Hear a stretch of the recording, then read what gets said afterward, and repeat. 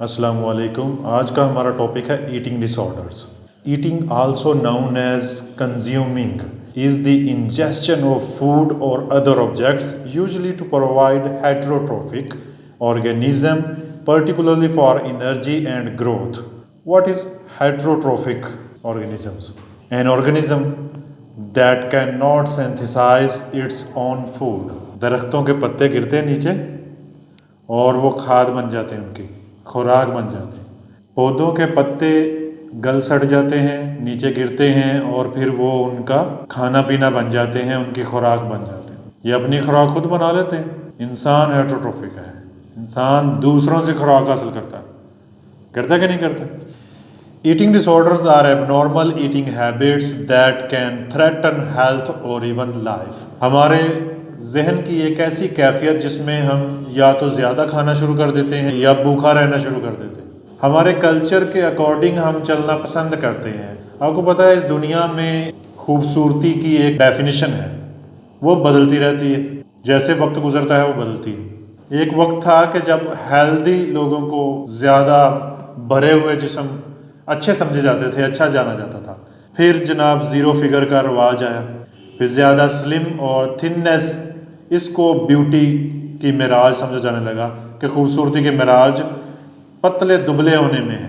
اس کو لے کے ہمارا میڈیا، ہم جو چیزیں دیکھتے ہیں ٹیلی ویژن پہ دیکھتے ہیں، جو چیزیں ہم پڑھتے ہیں، جو چیزیں ہمیں معاشرے سے نظر آتی ہیں، ان کو دیکھتے ہوئے ہم کاپی کرتے ہیں اور اس دوڑ میں شامل ہو جاتے ہیں، اس ریٹ ریس میں شامل ہو جاتے ہیں. اور اس کی وجہ سے ہمیں طرح طرح کے ذہنی مسائل کا سامنا کرنا پڑتا ہے. ان میں سے ہی ایک مسئلہ ہوتا ہے ایٹنگ ڈس آرڈرز کا. یہ بذات خود ساتھ مسائل کو لے کے آتا ہے. یعنی جس کو ایٹنگ ڈس آرڈر ہے، جان لیجئے کہ اسے اکیلا ایٹنگ ڈس آرڈر نہیں ہے، اور بھی سائیکولوجیکل ڈس آرڈرز اس کی راہ تک رہے ہیں. Eating disorders are serious behavior problems. They include severe over eating اور not consuming enough food to stay healthy.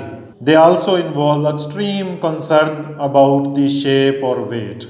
اس چیز کے اوپر ہم نے بات کی کہ انسان اپنے شیپ اور ویٹ کو لے کے زیادہ کانشیس جب ہوتا ہے تو پھر وہ ڈائٹنگ شروع کر دیتا ہے یا پھر وہ زیادہ کھانا شروع کر دیتا ہے. اس طرح کے وہم جب انسان پالتا ہے تو وہ ایٹنگ ڈس آرڈر کی طرف جا رہا ہوتا ہے. یہ زیادہ تر فیمیل میں یہ ڈس آرڈر پایا جاتا ہے. اس کی ریزنز یہ ہے کہ فیمیل زیادہ آبسیسڈ ہوتی ہیں اپنے جسم، اپنی ہائٹ، اپنے ویٹ کو لے کے، اور ٹین ایج میں یہ بیماری زیادہ پھیلتی ہے. Women are more likely than men to have eating disorders. They usually start in teenage years and often occur along with depression, anxiety and substance abuse. نشہ وغیرہ بھی کرنا شروع کر دیتا ہے انسان اس کے ساتھ، اور انگزائٹی تو عام چیز ہے.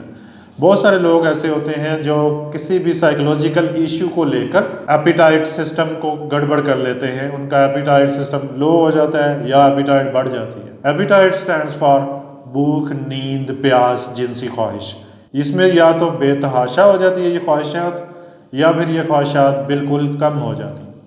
یعنی آپ ایسا کہہ سکتے ہیں کہ کوئی شخص انگزائٹی میں آ کے زیادہ کھانا شروع کر دے، کوئی شخص غم کی صورتحال میں بھوکا رہنا شروع کر دے یا زیادہ کھانا شروع کر دے، بے چینی کی صورتحال میں. Psychological factors that can contribute to eating disorders: low self esteem, feeling of inadequacy اور lack of control in life. Low self esteem کیا ہوگا؟ ایسے لوگ جو خود عزتی کا لیول کم پست رکھتے ہیں. Low self esteem leads toward failure, high self esteem leads toward success. ایسے وہ تمام لوگ جو سیلف ڈاؤٹ کا شکار رہتے ہیں اور جن کو اپنی ڈیفینیشن بہت لو سیٹ کی ہوتی ہے، ایسے تمام لوگ لو سیلف اسٹیم میں آئیں گے. فیلنگز آف انیڈیکویسی اور lack of control in life, ایسے تمام لوگ جو اپنے آپ کو غیر مناسب سمجھتے ہیں، جنہوں نے اپنی زندگی میں جو کنٹرول ہے اسے کھو دیا ہوا ہے، یا وہ سمجھتے ہیں کہ ان کی زندگی پر ان کا بس نہیں چل رہا. یہ وہ تمام سائیکولوجیکل فیکٹرز ہیں جو کنٹریبیوٹ کرتے ہیں ایٹنگ ڈس آرڈر میں. یعنی کہ ڈپریشن کی یا انگزائٹی کی سمٹمز کا ہونا ایٹنگ ڈس آرڈرز کی طرف لے کے جائے گا فرد کو. Troubled family and personal relation ships, ایسے تمام لوگ جن کو ریلیشن شپ ایشوز ہیں، جن کے فیملی میں مسائل ہیں، وہ بھی ایٹنگ ڈس آرڈرز کا شکار جلدی ہو جاتے ہیں. Difficulty expressing emotions and feelings, ایسے تمام لوگ جو ایکسپریسو نہیں ہوتے، جو اپنے احساسات کو اپنے اندر ہی دبا کر رکھتے ہیں، ان کو بھی ایٹنگ ڈس آرڈرز ہونے کے خطرات زیادہ ہوتے ہیں. ایٹنگ ڈس آرڈرز کیا؟ دوسرے نفسیاتی بیماریاں بھی ایسے افراد کو زیادہ ہوتی ہیں جو اپنے احساسات کی ترجمانی نہیں کر سکتے، جن کے احساسات اندر ہی اندر دبتے رہتے ہیں، جو زیادہ ایکسپریسو نہیں ہوتے۔ ہسٹری آف بینگ ٹیزڈ اور ریڈیکیولڈ بیسڈ آن سائز اور ویٹ، ایسے وہ بچے، ایسے وہ ٹین ایج لوگ جن کے اوپر ہنسی مذاق بنایا جائے، ان کے شیپ کو، سائز کو لے کر، ان کی ہائٹ کو، ان کے ویٹ کو لے کر ان کو تضحیک امیز جملوں کا سامنا ہو، ایسے تمام لوگ ایٹنگ ڈس آرڈرز کا شکار جلدی ہو جاتے ہیں۔ ہسٹری آف فزیکل اور سیکسول ابیوز، وہ تمام افراد جن کو جسمانی تشدد یا جنسی تشدد کا سامنا ہو، ایسے لوگ بھی نفسیاتی بیماریوں کا جلد شکار ہو جاتے ہیں۔ اس کے بعد ہے social factors that can contribute to eating disorders, وہ معاشرے کی چیزیں جو انسان کو بیماریوں کی طرف لے کے جاتی ہیں۔ Number 1، cultural pressures that glorify thinness and place value on obtaining the perfect body, ہمارا کلچر، ہمارا سماج جس میں بیوٹی کی ڈیفینیشن سیٹ کی جاتی ہے تھننس، یعنی جو جتنا دبلا پتلا ہے وہ اتنا خوبصورت ہے، اسے سراہا جائے گا۔ ہم اپنے معاشرے کو اس قدر زیادہ آبزرو کر رہے ہوتے ہیں کہ ہم دیکھ رہے ہوتے ہیں کہ معاشرے میں کون سی چیز ان ہے، کس چیز کا معاشرے میں زیادہ سکوپ ہے، ہم ویسا بننا چاہتے ہیں۔ فار ایگزامپل، معاشرے میں اگر ٹرینڈ چل رہا ہے کہ سمارٹ رہنا چاہیے، تو ہم تھننس کو سمجھ لیتے ہیں کہ یہی بیوٹی کی ڈیفینیشن ہے اور یہی تمام تر حسن کی ایک معراج ہے، حالانکہ ایسا نہیں ہے۔ جب انسان اس کے پیچھے بھاگتا ہے اور ایسا سوچنا شروع کرتا ہے تو ظاہر ہے اسے کئی طرح کی نفسیاتی بیماریاں آ گھیریں گی۔ Number 2، narrow definitions of beauty that include only women and men of specific body weights and shapes, یہ ہم پہلے ڈسکس کر چکے ہیں کہ بیوٹی کی، خوبصورتی کی ڈیفینیشن بہت ہی تنگ سیٹ کر لی گئی ہے، یعنی مخصوص باڈی ویٹ اور شیپ کے افراد، میل اور فیمیل، خوبصورت کہلائیں گے، باقی افراد خوبصورت نہیں کہلائیں گے۔ تو وہ جو باقی افراد ہیں وہ تمام اس دوڑ میں شامل ہوں گے کہ وہ بھی خوبصورت نظر آئیں، اور اس دوڑ کے چکر میں وہ ڈائٹنگ کریں گے، وہ کمپلیکسز میں چلے جائیں گے، وہ احساس کمتری میں جائیں گے، جس کی بنا پہ ان کو ایٹنگ ڈس آرڈر سب سے پہلے ہوگا۔ Number 3، cultural norms that value people on the basis of physical appearance and not inner qualities, ہمارا کلچر، ہمارا یہ سماج، یہ انسان کے باطن کی خوبیوں کو نہیں دیکھتا، بلکہ انسان کا ظاہر دیکھتا ہے اور ظاہر کو دیکھ کر ججمنٹس کرتا ہے،